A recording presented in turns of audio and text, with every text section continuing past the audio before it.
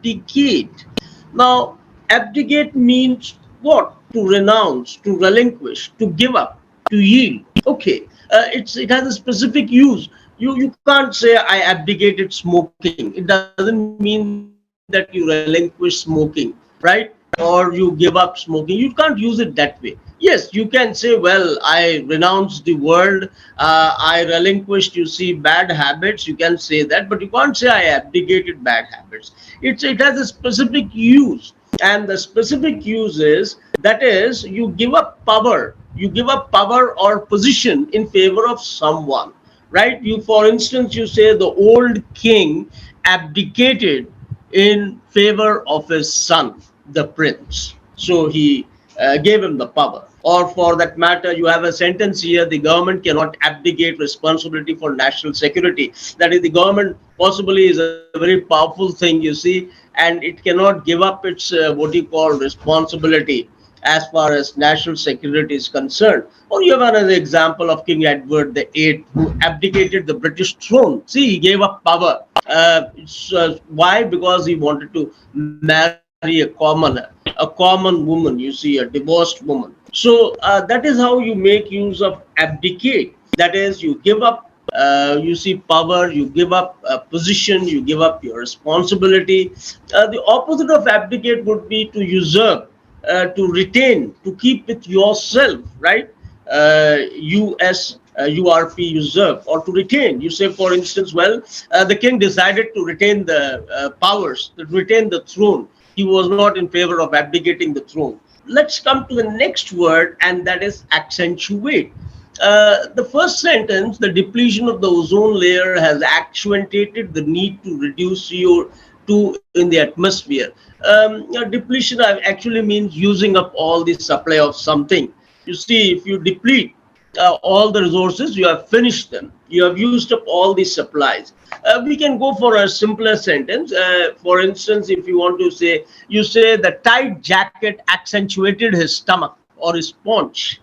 Or you say the tight jacket accentuated his slimness. It made it more prominent. It, what you call, emphasized it. The opposite would be something which is, you see, trivializing, making something less important.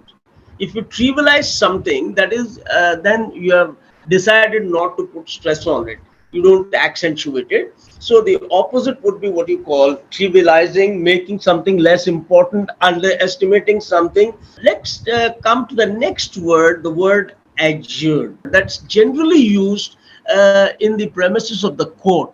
Words like adjourn, adjourn, they are generally used, you see, they are the courtly language, the language of the lawyers, the language of the court. You don't say the teacher adjured me to go out of the class, or the teacher adjured me to do my work. No, there you would say teacher ordered me, the teacher commanded me. But when it comes to a lawyer, when it comes to a judge, you see, then you would say, well, the lawyer had been adjuring him not to answer the question. The judge adjured him to answer truthfully. That is, it is a command. It is what you call a direction, an order, you see, that has to be followed. Let's come to the word alleviate. That's a very simple word. You see, to alleviate is to relieve, to mollify, to make something less what you call painful, make the problems less severe, to palliate, to mitigate, to assuage. Generally, the government gives you money or provides the poor people with money to alleviate their poverty, right? To relieve them of their poverty.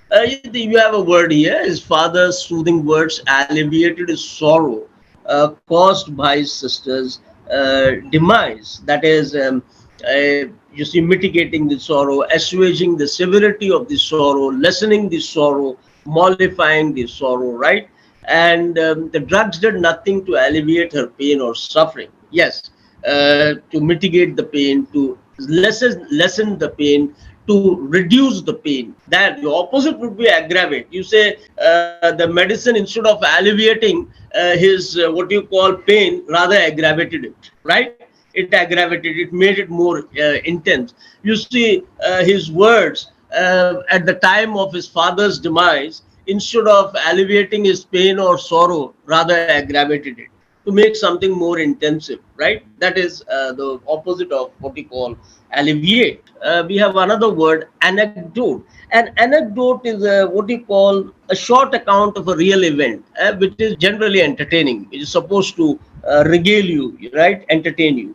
It could be a memoir, it could be an incident, you see. So the speaker amused the crowd by telling anecdotes after anecdotes. That is, telling them many stories, you see.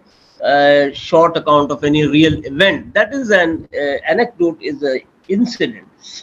He told one of or two amusing anecdotes about his years as a policeman. The next word is babble.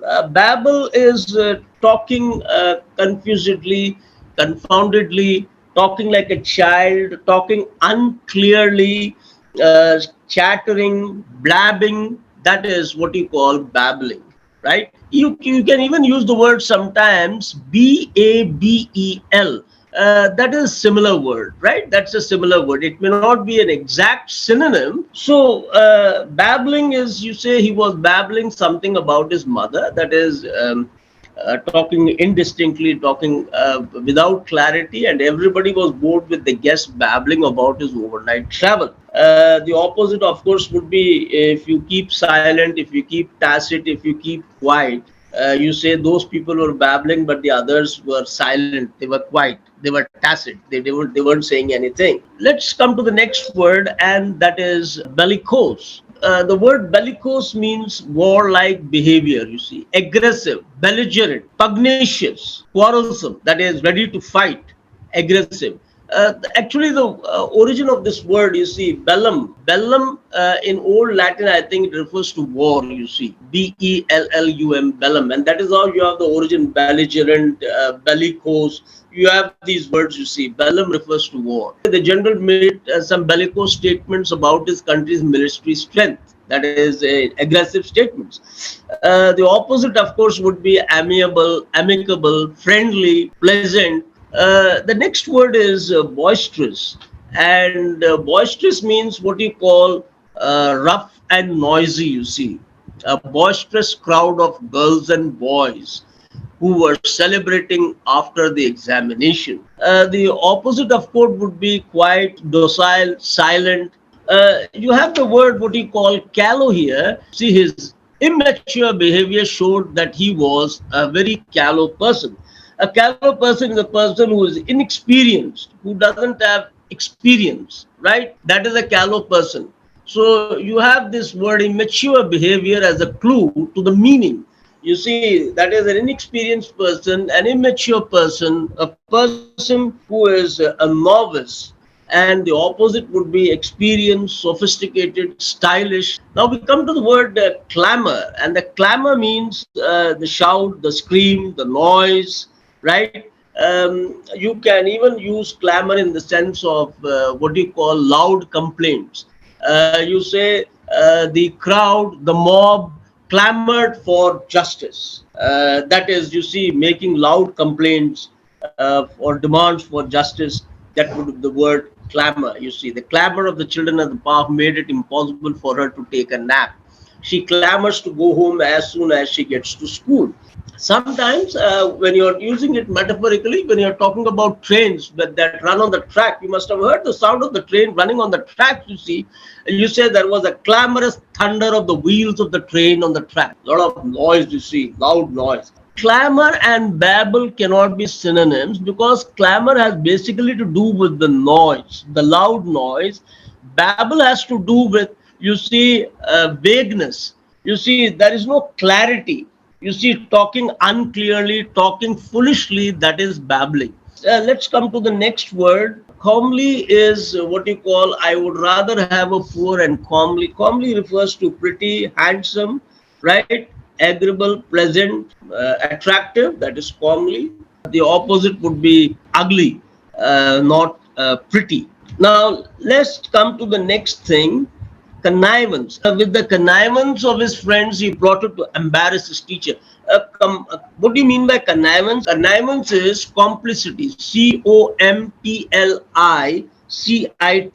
That is, you assist someone in doing something bad. that is assisting, you see, a criminal, assisting a wrongdoer in a secret way. Their appalling treatment of their child could only have happened with the connivance of their neighbors. That is, with the complicity, with the assistance of their neighbors, you see. You use it in a negative sense, you see. Connivance is used in a negative sense, not in a positive sense. We come to the next word, deft. Deft is skillful, clever, quick, a deft handling of the situation. The deft beta uncorked the champagne without spilling a drop. She answered the journalist's questions with the deft touch. That is very skillful, clever, quick. Expert, adroit. The opposite would be clumsy, awkward, bungling. We come to the next word, and that is devious. A devious person is a person who is dishonest, you see, in his methods, who's not straightforward, roundabout, erratic. You see, he was a devious person, and one had to be careful whenever dealing with him, right? He's a dishonest person. You have to be a bit devious if you're going to succeed in business. The opposite, you see, of devious would be straightforward, simple, honest. The next word is drab. And drab means what you call boring, dull, insipid, tasteless, cheerless, uninteresting, empty, inane, INANE, inane, jejune, JEJUNE, the drab surrounding of an orphanage. Now, when you talk about a drab surrounding, what are you talking about? You're talking about, you see, something which is dull, uninteresting. She walked through the city center with its drab grey building. It was a drab lecture, boring lecture, insipid. The next thing is, he was called upon to elucidate. Elucidate means to make it clear, to explain something by examples. That is elucidate. Lucid means clear. The new booklet published by the Department of Tourism elucidates Indian culture, that is explains. It enlightens, it illustrates, it explains to you. The opposite would be to confound, to confuse, to obscure. Now let's come to the next word, that is fastidious. Something which is fussy. It could be hypercritical. It could be what you call exacting. He is very fastidious about his personal correspondence.